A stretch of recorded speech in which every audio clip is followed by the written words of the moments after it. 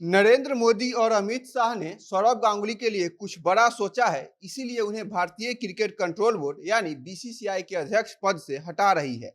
यह कहते हुए बीजेपी की सांसद मुस्कुराने लगी और उसके बाद उन तमाम अटकलों पर विराम लग गया जिसमें यह कहा जा रहा था कि नरेंद्र मोदी सरकार सौरव गांगुली से बदला लेने के लिए उनको नीचा दिखा रही है। ऐसे में क्या सौरव गांगुली को बीजेपी आगामी बंगाल विधानसभा चुनाव में वहां के मुख्यमंत्री के तौर पर ममता बनर्जी के सामने पेश करेगी, या बीजेपी सांसद ने जो बयान दिया है वह बस राजनीतिक अटकलों को खारिज करने के लिए दिया है? क्या अमित शाह अपने बेटे को भारतीय क्रिकेट का एकाधिकार सौंपने के लिए सौरव गांगुली की बड़ी चढ़ा रहे हैं, या इनके कार्यकाल में भारतीय क्रिकेट ने जो उतार चढ़ाव देखा है उसमें ठहराव लाने के लिए इस तरह का फैसला लिया गया है? इस बारे में हम आपको बताएंगे। नमस्कार, मेरा नाम परितोष शाही है और आप जनता जंक्शन देख रहे हैं। अपने सपनों की आशिया को दे एक नई पहचान माँ भवानी डेकोर प्राइवेट लिमिटेड के साथ, जो है ऑथराइज्ड डिस्ट्रीब्यूटर ऑफ कजारिया। देश की मिट्टी से बनी टाइल से देश को बनाते हैं। और जहां मिलती है सभी प्रकार के Indian and imported granite, marble, sanitary एवं कोटा स्टोन का अनोखा एवं आकर्षक संग्रह। माँ भवानी डेकोर प्राइवेट लिमिटेड मतलब a complete floor solutions. New 0 mile Dadar road, Muzaffarpur. Call 9934753111।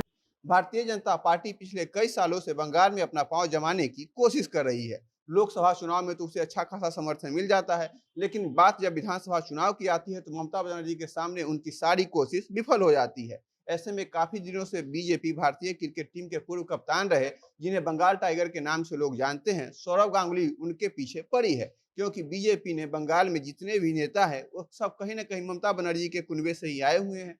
Suvendu अधिकारी से लेकर घोष तक सभी ने अपना पाला बदलकर ईडी या सीबीआई के डर से भारतीय जनता पार्टी को ज्वाइन किया है, ऐसा विपक्ष हमेशा दावा करती रहती है। ऐसे में इस तरह के नेता के चेहरे को सामने लाकर बीजेपी बंगाल का चुनाव तो जीतने से रही, तो काफी दिनों से अमित शाह सौरव गांगुली को बीजेपी में आने का ऑफर दे रहे थे। लेकिन सौरव गांगुली और ममता बनर्जी के बीच कैसे रिश्ते हैं यह तो जग जाहिर है। दोनों एक दूसरे का सम्मान करना कभी नहीं भूलते। ममता बनर्जी जिस भी कार्यक्रम में सौरव गांगुली को बुलाते हैं वह सौरव गांगुली वहां जरूर जाते हैं। ऐसे में बीजेपी ने अपना प्रयास आगे भी नहीं छोड़ा और बीसीसीआई के अध्यक्ष सौरव गांगुली को बना दिया।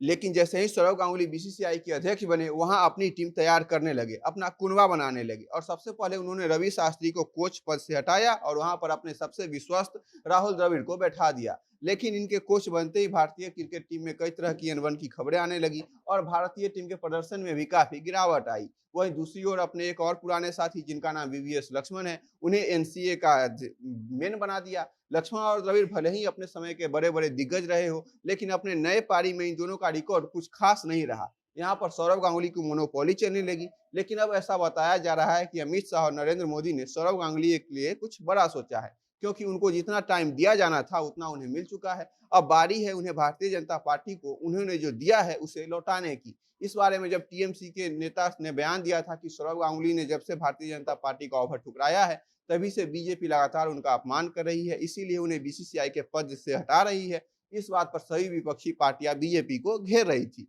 लेकिन इस बारे में हुगली से बीजेपी सांसद और अभिनेत्री से राजनेता बनी लोकेश चटर्जी से पूछा गया तो उन्होंने जवाब दिया कि हमारे केंद्रीय नेतृत्व ने सौरव गांगुली के लिए कुछ बड़ा सोचा है। अब उन्हें पहले से बड़ी जिम्मेदारी नरेंद्र मोदी और अमित शाह जी देने जा रहे हैं।